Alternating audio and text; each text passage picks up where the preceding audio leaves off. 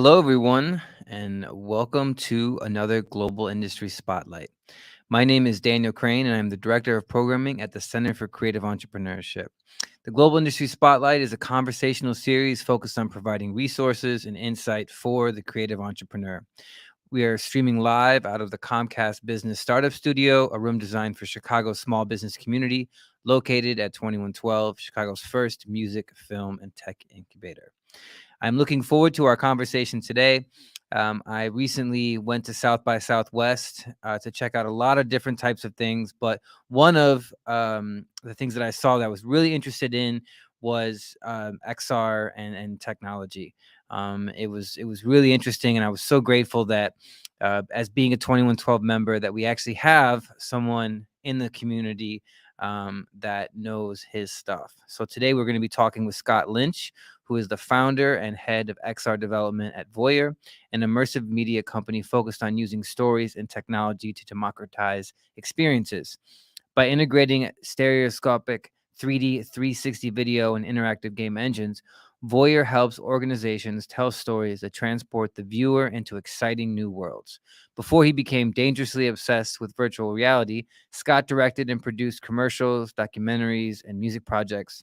His projects have screened at film festivals all around the world, gathered tens of millions of views online, and have won numerous awards, including 6 regional Emmys. Let's bring him into the conversation and hear what he has to say. Hey, Scott. Hey, Daniel. Thanks for having me. Yeah, it's great. It's great to talk just kind of about what you've been building. I know that you and I have talked offline about, the development of virtual reality, the development of XR, what type of projects are out there, what are people working on? And, just reading your bio, you have, such a kind of a cool buildup to what you're doing right now, in terms of producing commercials and documentaries and what we were just talking about in understanding different gear and different digital assets and, how to shoot things and lenses. I mean, so it's like you come from this really wealth of background and then you started your own thing. So can you kind of walk us through that journey to where you're at right now? Yeah. So I've been I would consider the film industry my entire career. So, I started off, working, I'm from Michigan. So I worked in Detroit kind of in like the early years, shot all sorts of music videos and worked for a car photographer, and really kind of just cut my teeth out there. And then I moved to Chicago and really got involved with a lot of documentaries and commercials and, kind of ran the gamut of different jobs. I did a lot of cinematography and editing, and then that kind of translated itself into a position where I started producing a lot more, which kind of opened up a whole lot of more control and access to kind of design where projects were gonna end up. So yeah, and then I lived out in Colorado for like 5 or 6 years, and in that time I kind of transitioned into like a freelance career, mostly as a producer, but also shot and edited some content out there, and worked mostly in the music industry for some of the larger music festivals and for some large bands, doing things like concert documentaries and festival recaps. And I used to produce these very complex large team things, capturing like these big multi-venue film music festivals and things. So out of that I feel like I learned a lot of things, a lot of practical stuff about like running large teams, how to do things. A lot of the stuff I worked on was very technically cutting edge in my career, which I was fortunate to be involved with. And so I do kind of have this tech background, and then I also have this really strong storytelling background. And when I was introduced to virtual reality, this is probably back in, I think, 2015, for me, it was like a brand new thing, but it felt like I was very much primed and ready to get inside it, and start working in an industry that was very new, where the language of it is still, it's still developing. Mm-hmm. But I had the background I think in both because of that tech and that story background, I was kind of ready to be able to work in that industry. So it's been really exciting. So I worked, so I started VOYRE kind of as an offshoot to my own production company in 2016. I thought it made sense because the mediums, filmmaking and VR or XR, as we kind of call it now, is they're different. They're definitely different enough that I think it made sense to kind of have a different brand for it. I was just about to ask that question. Yeah. The difference between VR and XR. Yeah. Well, I would say so XR. So the term I tend to use now is the title I have is head of XR development. Yeah. XR is a little bit of it's like a larger umbrella term for immersive content or mixed content. So anything where you're sort of taking the real world spatial experience and overlaying different information into that. And so virtual reality VR is usually what's referred to as like if you're going to be inside of a headset and you're sort of closed off from your physical world, right? In most sense, like that's usually considered VR. And then there's AR, which is like, if I had information being displayed on some clear glasses, but it's being displayed in my real world. That's usually, or content that's like on a phone, perhaps. So maybe it's not glasses, it's on a phone. That's considered AR or augmented reality. Right. And then there's another kind of flavor of XR called MR, which is mixed reality, which is something. There's if people are familiar with, there's thing called a HoloLens, and there's also another headset called a Magic Leap. And what those do is like really integrate both digital and your physical worlds in a very almost kind of weirdly seamless way. And so there's kind of like these three different sort of branches that kind of all fall under XR. Right.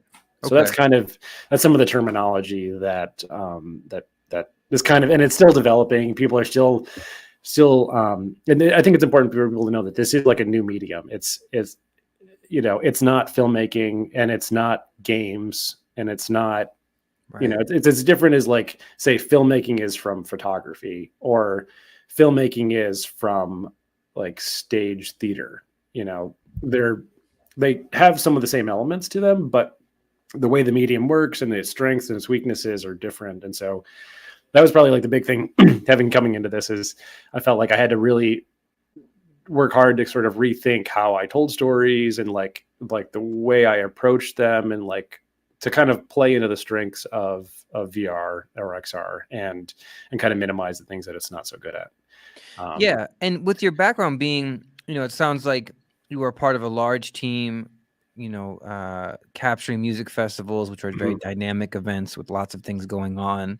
And a lot of these music festivals have, a very high like production value where there's lights and there's a lot that can be a lot of engagement. So, and you kind of ended the story of like, I was working in these things and I was able to utilize some kind of cutting edge technology when capturing these events. And then you saw the opportunity, and let's get to VOYRE, right? And as an extension of that storytelling. So talk to us about starting VOYRE. Yeah. So really I started VOYRE because what I sort of realized in myself is that, especially the way I approached capturing an event is, with a traditional video camera or, traditional film style team, is that we would, often I was like trying to recreate what it felt like to be at that music festival, or to be at that show, or to be in that foreign country, if it was like a more humanitarian style documentary. And then when I started using VR, I realized, I can actually capture exactly what it feels like to be in that place. That's the thing that really kind of struck me as being the power of virtual reality, is that it really is like a transporter, in almost like a Star Trek kind of way, where you can like put a camera in a physical place, in a very specific environment, and capture like really how it feels to stand in that place. And that is something that like no other medium that I've ever seen can really capture. And so what I kind of found is that the sort of the strength of VR, which is sort of this this ability to teleport sort of somebody and give them a first person experience, was what I'd been trying to do a lot with my film work. But that but that approach and that desire for that end result of like really feeling like you're in a place is something that is like VR's superpower. And so kind of, I guess once I realized that, I was like, oh, like I need to actually transition my career into doing virtual reality. I think it's kind of how my mind works. It's really where my interests are. And it's sort of what I was trying to do with a medium that isn't so good at that. Whereas and so that was like the big reason why I wanted to move into it. And then so I actually started looking around. I was like, well, wait, who's producing like 360 video content? Who's doing VR? And I couldn't find any other companies that I felt were approaching this content in a more cinematic way. Like a lot of it was industrial or just kind of low quality content essentially. And so for like, and that bothered me because I was like, there's a huge opportunity here to like really create high quality content, but there's very few people that are doing it. So, I've been creating a bunch of high quality video content. Like, I think I can do this in VR. So that was kind of the main reason why I started the company. Is I didn't see anybody else really taking advantage of it in the way that I thought they could. And also I also couldn't find anybody to like work for or like really work with. And so it really became a way of me trying to like give me a sort of a space to learn all the things I needed to learn. And then also, like a lot of what I do is also teaching other people, like other filmmakers and other people within the different industries that kind of interface with VR and teaching them about it and getting them into creating and kind of thinking how their approaches might work better in like for this medium. So that's really kind of like what I've been trying to build since 2016 or so is kind of like this really kind of high-end cinematic storytelling VR team. Yeah. And, I can imagine as being at the forefront of the industry, right, on the frontier, it's constantly evolving and developing, and there's new technologies. And for me, experiencing some of these things at South by Southwest, I was fascinated. I'm not a gamer, so I didn't check out the gaming ones, but they had some immersive experiences that were, telling historical stories with historical footage. And music, and it was a whole kind of VR experience. And I was like, man, I could see kind of for the first time how effective this could be as a storytelling tool. Mm-hmm. But my question to you is, what has been kind of your greatest learning curves in starting this company, and then what has been some fun kind of surprises or things that you like are really excited about as you're venturing in, as you've been venturing for a while. It's 2022, but as you're kind of becoming an experienced person in XR development, what are things that are exciting to you? Well, I guess to start off with some of the company-based stuff is that I also kind of like feel like one of the interesting things about the way I started VOYRE is that it is a bootstrapped company. And so, which I think is relevant to this crowd. It's, right.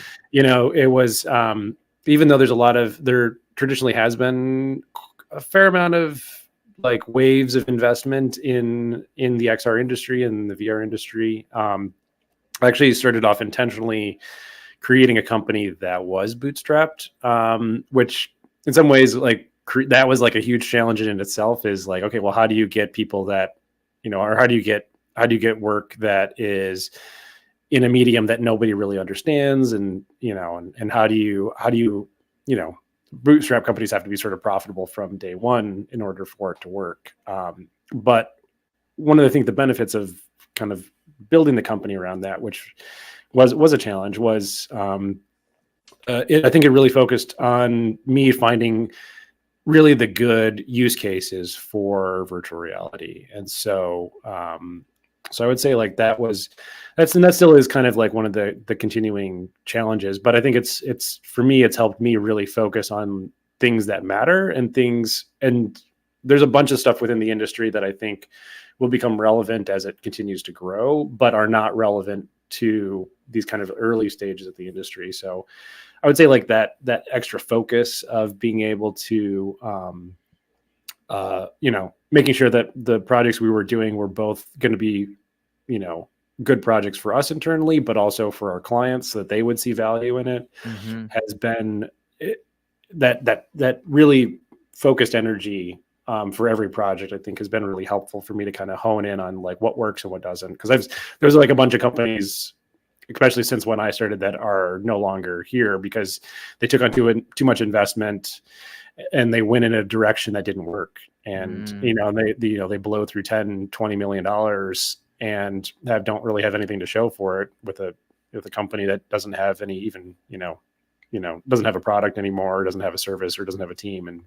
And so we've, really kept the company very lean and very, very flexible to be able to ride all these kind of different changes. And, if there's something that makes sense for us to adapt into, it's like, there's like having a small team that's pretty flexible. It allows us to really build it, so a lot of my team is freelancers. And so we can build out a team specifically to tackle a specific project and see what works and see what doesn't. And so that additional flexibility, I think, has been really valuable for going after a medium that is still very much evolving. So that's, and then there was what was the second part of the question? Yeah, no, that's a great answer too. I think, for a lot of entrepreneurs out there, starting out lean, and having, and even the fact of having to manage freelance projects, right? So depending on the scope of the project, being able to bring your people in or bring one person or a full team, that sounds like a lot to manage, but it helps keep, kind of costs down and like you said, a lean operation, which is great, that you've been able to kind of survive a couple waves, and keep things going. The second question was, in 2022, what are you excited about, with the XR industry? Well, so primarily our company has traditionally focused on stereoscopic video, and for, in layman's terms, is if you watched a 3D movie and you wear glasses, essentially what's happening is that both your left eye and your right eye are getting slightly different pictures, due to parallax. And what happens is your mind sort of combines those two things, and then you get what feels like a 3D image. So we basically do the 360 video version of that, where we record, everything around the camera, but from the cameras we use have multiple lenses on it. So it captures the room or the space and from slightly different perspectives. And then we can put it together in a way where, you can look all around and have what we call stereoscopic vision. And so that has been like that's basically a very mature sort of product and service that we can provide our clients. And, that's been fully kind of fleshed out. But I've also realized that it's pretty limiting. The opportunities to interact with the world around you, like, things look photorealistic because they're real. It's a real environment that you're capturing with a camera type device, but you can't. If you see a chair, it's like you can't like pick up that chair. If there's an object, you can't really pick it up. And so for the past couple of years, I've been slowly transitioning more into utilizing game engines in our projects. And so we're still using 360 video because it's actually a relatively inexpensive way to create something that's photorealistic. To do that in CGI or in 3D models can be pretty cost prohibitive. Like, you could spend $10,000-$20,000 easily per room, trying to make it photorealistic. But we want to add in more interactivity. So we essentially are using some of the same technology that people make video games with, but using it more in a storytelling way where we're creating environments and incorporating things like 360 video for certain scenes, and then what we call sixed off or room scale scenes, which means you can, when you have the headset on, is like you can physically move through the room. And so we kind of build those in 3D models, and then we can program it so that you can interact with it. So incorporating more of those elements into our work is going to be something that I'm excited to continue to do more of. And I think we'll probably transition to like where that becomes more of the main type of content that we create. So it's kind of interesting that, so the company right now sort of operates as like a video production company. It's pretty, most of our workflow, most of the kinds of people we hire tend to be very similar to that kind of a company. Right. But as we kind of get into more of the development side, the more software side, so we are going to be transitioning into more of a software development company. And with that is going to come a lot more, different types of challenges. But I think we're going to have an opportunity to really continue to push the medium farther. And in some of the key areas are the social interactions that you can get with, if you have an application that that's running on a VR headset, you can start to incorporate things like social features. You can start, we have some plans of wanting to have a platform where you can, easily share 360 video experiences with your friends, or attend a virtual concert with, maybe you have a small group of 16 people or whatever that are kind of in your friend group, and you can kind of interact with those people. But then you could also potentially interact with hundreds of thousands of other people that are also attending the same event. And I think you can do that for music, and I think you can do that for conferences, and I think you can do that for remote co-working teams. And I think that there's like just this huge potential for people to really start utilizing this technology more. And so I'm just really excited for the more social aspects of VR, which I don't think have been done very well. I think most of the examples that are out there right now are relatively of poor quality. And I think a lot of it comes from the design of it. So we call the user design side, like the UX side of these apps, hasn't really been fully thought through. It's, they're just kind of like creating features and like letting people run wild with it. But the problem is, like, when people run wild with it, it creates actually a pretty poor user experience for people that maybe have apprehension about who they want to interact with. And so there's a lot of things like revolving around that I think need to be matured a lot more. Yeah. Can you give us an example, just step back a little bit, of how you are integrating kind of gaming technology into like the interactive experience, and just give like a specific example of like, we're in a room, this is what it looks like, and here's what you're able to do. Yeah. So one of the projects that I have been working sort of internally, it's sort of a self project, is a documentary about, it tells the story of a family from Honduras who is attempting to claim asylum in the United States. And so this was part of a project that we had filmed a couple of years ago. And so a lot of it is 360 video of, interviews with the family and the patriarch of the family, and learning about their story, and just trying to get a sense of like, okay, well, why, what were the reasons that led to you making this decision to literally move your entire family from your home and sell everything you have, and try to, move to a new country, and the difficult journey of that. So, it's a very sensitive topic, and also one that I think has a lot of potential for people to really understand in a more first person way. It's like one of these things that it's like, unless you've gone down there and you've like talked with them and like really tried to get to understand like why someone would make that choice, it becomes really difficult to put yourself literally in their shoes. And so one of the things that we can do with VR is that we can create a scene.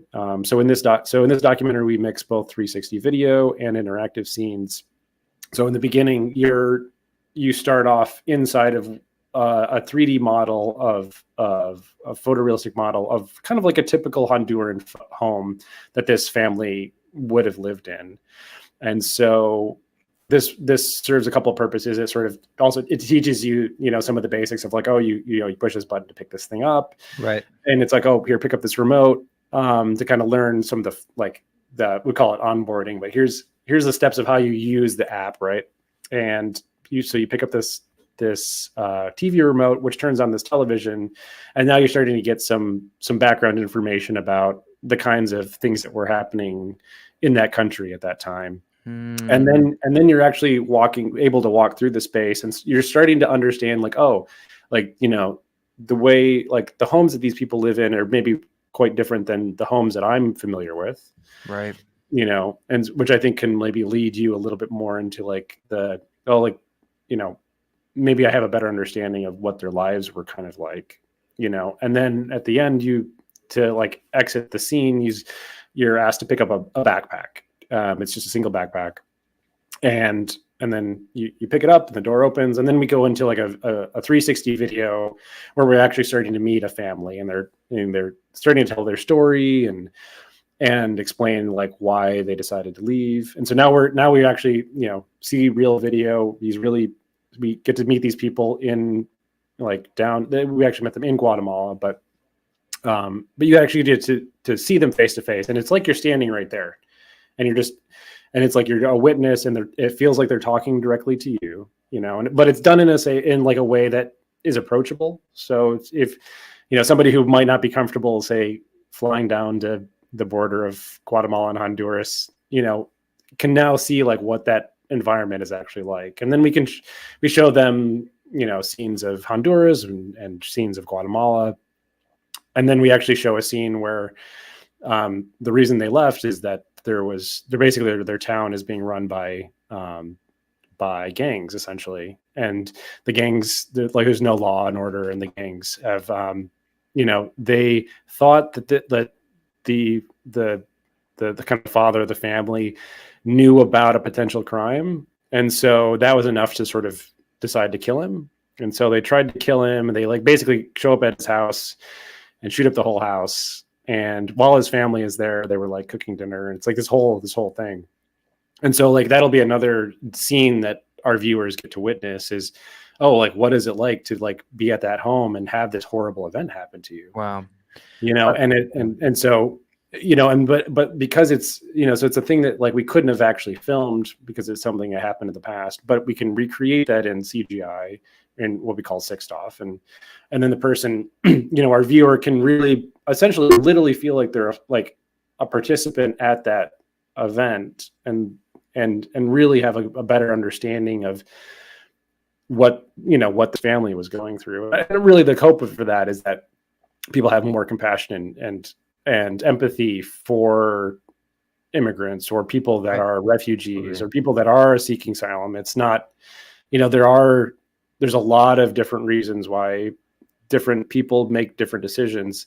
And I think usually when you boil it down, this is something I've just like feel like I've learned from all the documentaries I've done, is that people, like, if you really understand the reasons why someone made that choice, like, for most people would also make that same choice. And so it's just really like a way to like really humanize people in a way that because the viewer has a first person experience of it, it becomes a more genuine experience than if I just show you a slickly edited documentary and you're like, oh, okay, well, yeah, you're just picking and choosing some stuff. And like, I don't really understand like what's happening. And I think maybe you're trying to like emotionally trick me, but if you're just kind of like, look, this is what it is. Right. Then, you know, you tell me you would have done something differently, and people have just a much different response to it. And so that's, yeah, absolutely. That's like a really, I guess, obvious example, or like a clear example of the kinds of the ways we're trying to use some of the different strengths of VR, but use it in a way that we do think like will be beneficial, you know, and help. Right. People. I mean, that's important work. I mean, you know, education with a social impact. I mean, to educate people and to have them experience and understand, you know, that immigrants don't want to leave their homes. You know, they would prefer to be at home like the rest of the world, you know, so that there's stories behind that. But even, you know, hearing about this project, it sounds incredible. I mean, you know, this is such important work. And even thinking about leaving the house and putting on this backpack, you know, I definitely got like an image of what that would look like and having to experience it. So, you know, I definitely want to hear more about that project because it sounds amazing, and maybe check it out myself.